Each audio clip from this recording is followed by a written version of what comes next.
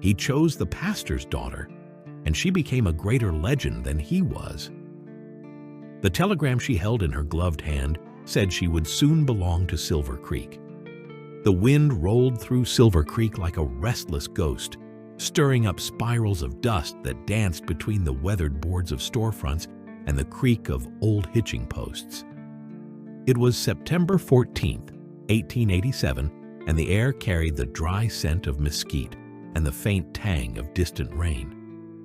The town's single main street stretched from the livery at the south end to the church's white steeple at the north, every building standing in faded defiance against time. Horses stamped their hooves in the heat, tails flicking at flies, and a thin trail of wood smoke curled from the chimney of the Silver Creek Saloon. On the saloon's porch stood Clara Whitmore, daughter of Pastor Elijah, her figure framed by the doorway like a portrait no one had expected to find here. Her gown, a pale blue meant for better rooms and cleaner air, hung heavy with the dust of the journey west. She wasn't from here. That much was obvious to anyone who passed. But the telegram she held in her gloved hand said she would soon belong to Silver Creek, bound to it by marriage to a man the territory knew by name and reputation. Before I tell you who he is and why her wedding day would be remembered for years to come, I want to know, where are you listening from right now? Drop the name of your town below. And if you want to follow every twist in this Old West tale, give it a like and hit subscribe. This is just the first chapter, and believe me, you won't want to miss the rest. Life in Silver Creek was never slow, but it was predictable. Farmers came in for supplies, cattlemen brought news from the range, and sometimes drifters stopped long enough for a drink before moving on to somewhere that hadn't yet heard their name. The town sat at the edge of the Wyoming Territory, a place still wearing the raw scars of frontier living. Wooden sidewalks were warped by sun and rain, the water troughs out front of each business green with algae, and every second man carried a sidearm. Not for show, but because there were still patches of country where law arrived too late to save you. Clara's arrival had been the talk of the town for 3 days. She'd stepped down from the stagecoach in a small velvet hat pinned neatly to her dark hair, the brim shading eyes that missed nothing. She said she was here to marry Elias Boone, and that was enough to send whispers circling faster than wildfire in dry grass. Some claimed Boone had gone straight, leaving behind the bloody trails of his youth. Others muttered he'd never changed, only learned how to hide his reasons better. The church at the end of the street stood ready, whitewashed boards gleaming under the noon sun, its bell still and waiting. A bouquet of prairie flowers lay on the steps, their petals trembling in the wind. A few curious faces peered from windows, eager for a glimpse of the woman who'd agreed to tie her future to a man like Boone. Clara ignored them all, keeping her eyes fixed on the telegram she held as though it alone could anchor her in this strange, sun-blasted place. Somewhere beyond the edge of town, the faint echo of hooves reached her ears. Slow, measured, and deliberate. The sound carried easily in the dry air, each strike of iron on dirt growing a fraction closer. No one else seemed to notice, but Clara turned her head slightly, listening. There was a rhythm to it, the unhurried approach of someone who didn't need to rush, who knew that whatever they came for would still be there when they arrived. Silver Creek was no stranger to men like that. The railroad had brought opportunity, but it had also brought trouble. The tracks just beyond the ridge were a vein of steel and greed, carrying both gold shipments and the men willing to risk death to take them. A decade ago, a train had been robbed outside town, and folks still swore you could find rusted shells of boxcars buried in sagebrush if you knew where to look. The sheriff liked to say the West was changing, becoming tamer, safer. But anyone who'd lived here long enough knew better. The West didn't change. It just waited. And as the hoofbeats drew closer, Clara wondered, though she didn't yet admit it to herself, whether she had just stepped into the kind of story where the ending was already written long before the first word was spoken. The sound of hoofbeats slowed to a walk as the rider reached the edge of Silver Creek's main street. He sat tall in the saddle, a broad shadow under the brim of his hat. His coat, long and black, swayed gently in the wind, dust clinging to its hem. The horse, a big dapple-gray gelding, shifted its weight, snorting once as if sensing the tension that seemed to thicken the air. Every conversation on the boardwalks faded to a murmur, then to silence. Men leaned against posts, their eyes following the rider. Women stepped back into doorways, pulling children with them. Even the sheriff, who rarely showed much emotion, straightened and rested his hand just a little closer to his colt. Clara's gaze locked on the man, Elias Boone. She had only seen him once before, from the corner of a St. Louis boarding house parlor years ago, when he'd come to speak to her father. That meeting had lasted less than 10 minutes, but she'd never forgotten the way he'd filled the doorway or the calm, deliberate way he'd chosen every word. Now he dismounted without hurry, looping the reins over the hitching post in front of the saloon. "Miss Whitmore," Boone said, his voice low and smooth, carrying easily across the quiet street. It wasn't a greeting exactly, more an acknowledgement, as though they were already in the middle of something neither had agreed to. She stepped down from the porch, holding her skirts to keep them from dragging. The telegram in her pocket felt heavier than paper ought to. She hadn't told anyone about the words written on its back. "He didn't come for you. He came for what's buried under the church. Run." Boone's eyes didn't leave hers as she crossed the space between them. "We've got an hour before the ceremony," he said. "But first, I need you to come with me." A flicker of movement caught her eye. Sheriff Brody, pushing off the post and starting toward them. His limp made him slower than most, but the steel in his gaze said he was ready to draw at the first sign of trouble. "Afternoon, Boone," the sheriff called, his voice flat. "You here for the wedding? Or for something else?" Boone smiled, not warmly, not cruelly, just enough to show that he'd heard the question and chose not to answer it. "Good to see you too, Sheriff." He turned back to Clara. "Let's walk." Against her better judgment, Clara matched his stride as they moved down the street. Passers-by pretended not to watch, but she could feel their stares. They passed the general store, the livery, the smithy, and then Boone stopped, not at the church, but at the fenced yard behind it. A small, weathered shed stood there, half hidden by cottonwoods. The door hung crooked on its hinges. Boone pushed it open with one hand and gestured for her to step inside. The smell hit her first: earth, cedar, and something faintly metallic.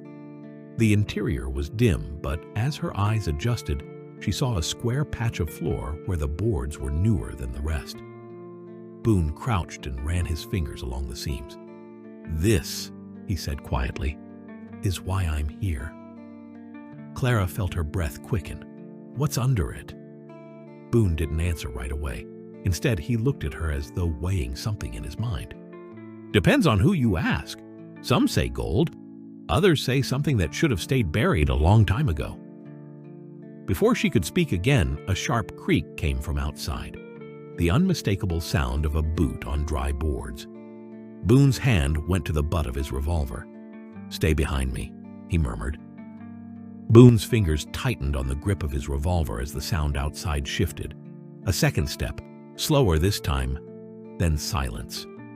Clara's heart pounded in her ears, but she forced herself to keep her breathing steady. She'd never been inside a situation like this before, yet some instinct told her that showing fear would be a mistake. The door creaked open wider. A figure stepped into the dim light, a man in a battered brown hat, his face hidden in shadow. He didn't look at Clara first. His gaze went straight to Boone. "Didn't think I'd see you in Silver Creek again," the man said, voice low and cold. Boone's stance didn't change, but the tension in the room thickened. "You should have kept thinking that, Price." Clara's eyes darted between them. She knew that name, Price, one of the outlaws who'd vanished after the Pecos train robbery years ago. Some said he'd been killed. Others swore he'd taken his share of the loot and disappeared into Mexico. Now here he was, alive, standing between them and the only exit. Price's gaze slid to Clara. "This your bride? You bringing her along for old time's sake, or does she know what's under those boards?" Boone shifted just enough to put himself fully between Price and Clara. "You don't want to start this here." "Oh, I think I do," Price said, his hand brushing the butt of his pistol. The air felt brittle, like it could shatter with the pull of a trigger. Boone's voice dropped even lower. "You walk away and maybe I forget I saw you. Stay, and I'll finish what I should have done in Pecos."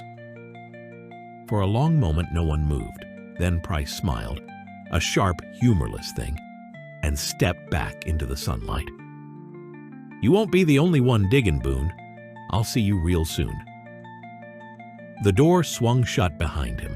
Boone holstered his revolver but didn't relax. He crouched again by the patch of newer boards, prying one up with the tip of his knife. The wood gave way with a groan, revealing a narrow space beneath, a hiding place. He reached in and pulled out a small, oilcloth-wrapped bundle. Clara leaned closer. "Is that gold?" Boone shook his head. "Not gold. Not exactly." He unwrapped the cloth just enough for her to glimpse what lay inside. A heavy, iron-bound ledger, its pages yellowed and brittle with age. Symbols and numbers filled the open page, written in a hand both precise and hurried. "What is it?" she whispered. "Something men have killed for," Boone said, "and will again." A noise from outside, more footsteps, more than one pair this time, made Boone wrap the ledger quickly and push it back under the boards. He replaced the plank and stood, his eyes scanning the doorway. "We're not alone," he murmured, "and they're not here for the wedding." The first gunshot split the quiet like lightning through a storm cloud. It came from somewhere beyond the cottonwoods, the crack echoing against the church's white boards. Boone was moving before Clara had time to think, grabbing her arm and pulling her toward the back wall of the shed. "Stay low," he said, his voice clipped but calm, like a man who had been here too many times before. They slipped out through a side door into the narrow space between the shed and the church. The smell of gunpowder was already in the air. Clara could hear boots pounding the boardwalk out front, shouts overlapping, Price's voice among them, barking orders she couldn't make out. Boone pulled the oilcloth bundle from inside his coat. "We can't leave this here. Too many eyes, too many hands willing to kill for it." "What is it?" she demanded, her voice barely more than a whisper. Boone's jaw tightened. During the war, certain shipments passed through these territories, shipments that never made it to their destination. This ledger has every route, every cache, and the names of the men who took them. It's worth more than gold because it leads to gold, and silver, and bonds. Whoever holds it can claim a fortune, or destroy a man's life. They rounded the back of the church, but the alley beyond was already blocked. Two men stood there, revolvers in hand, hats low over their eyes. Clara's breath caught. Boone drew, firing twice in quick succession. The first shot kicking up splinters from the wall beside one man's head, the second hitting the other's gun hand and sending his weapon clattering to the dirt. "Move!" Boone barked, and they bolted down the narrow gap between buildings. Clara's skirts caught on a nail, tearing as she yanked free. Her lungs burned, but she kept pace with Boone's long strides. They emerged onto Main Street, straight into chaos. Townsfolk had scattered, diving behind barrels and hitching posts. Sheriff Brody was in the middle of the road, his revolver drawn, eyes scanning for threats. He spotted Boone and Clara instantly. "Boone! What in God's name?" "No time!" Boone shouted, grabbing the sheriff by the arm. "Price is here. He's after the ledger." Brody's eyes hardened. "Then let's end this before he burns my town down." Another shot rang out, this one close enough that Clara felt the air shift beside her cheek. She turned to see Price himself striding toward them, six-shooter in one hand, the other gesturing for his men to spread out. "Hand it over, Boone!" Price's voice carried easily over the din. "I don't want the girl, just the book." Boone's answer was to shove the bundle into Clara's hands. "Run," he said, his eyes locking on hers. Don't stop until you're somewhere no one knows your name. And whatever happens, don't open it where anyone can see." Before she could argue, he stepped away from her, placing himself squarely between Price's men and her escape route. Clara hesitated for only a heartbeat. Then she turned and ran, the bundle clutched to her chest, the sound of gunfire chasing her through the dust-choked street. Clara's boots pounded against the hard-packed dirt, each step echoing in her ears with the rhythm of her heartbeat. She didn't know where she was running, only that every turn had to take her further from the men chasing her. The bundle pressed against her ribs felt heavier than iron. She ducked into an alley behind the livery, lungs burning, trying to quiet her breathing. Shouts rang out behind her, then the sharp crack of more gunfire. Boone was still holding them off. She knew she should keep running, just like he'd told her. But as she crouched in the shadows, one thought dug in deep. If she left, Boone would die. Price would get the ledger, and Silver Creek would be just another town swallowed by greed. Her fingers trembled as she unwrapped the oilcloth. The ledger lay open in her lap, pages of tight, deliberate script, maps sketched in faded ink. But in the very back, tucked between two glued pages, was something else. A folded letter sealed with wax. She broke the seal. The letter was addressed to her. "Clara, if you're reading this, I may not be alive. The ledger isn't mine. It belongs to the people whose land, gold, and lives were taken to build these railroads. Every route marked in here is a debt owed, not to me, not to you, but to them. I came to Silver Creek because I needed someone I could trust to get it where it belongs. You were the only one I thought might do it. Elias Boone." Her breath caught. He hadn't come for her hand. He'd come because he needed her. Footsteps thundered closer, Price's voice barking orders. Clara stuffed the letter into her bodice and gripped the ledger like a weapon. When Price rounded the corner, his grin was sharp enough to cut glass. "You've made this harder than it had to be, girl." Clara didn't wait for him to draw. She swung the ledger hard into his jaw. He staggered back, cursing, and she took the chance to bolt into the open street. Boone was there, one knee in the dirt, revolver in hand, holding off two of Price's men. His eyes found hers and widened when he saw the ledger still in her hands. She tossed it to him. He caught it with one hand, but instead of tucking it away, he flung it into the open trough beside the saloon. Water splashed high, soaking the precious pages. Price screamed in rage, charging forward, but Boone was faster. One shot, clean, final, dropped the outlaw in the middle of Main Street. Silence fell. The townsfolk crept from hiding, eyes wide as Boone lowered his gun. He waded into the trough, pulled out the sodden ledger, and handed it back to Clara. "Still good enough to read," he said, voice low, "but now no one else will want it." Sheriff Brody stepped forward. "You leaving it here?" Boone shook his head. "Number she is." Every eye turned to Clara. She felt the weight of the ledger, the damp pages pressing against her palms. She thought of the letter, of the debts marked in ink, of the lives it could change. When she met Boone's gaze, she understood. This wasn't about him. It was about making sure the West remembered the people it had tried to erase. By sunset, Boone was gone, just another shadow riding toward the horizon. Clara stayed. She became the keeper of the ledger, the quiet schoolteacher no one suspected of holding the map to fortunes lost and justice owed. And in Silver Creek, they still tell the story.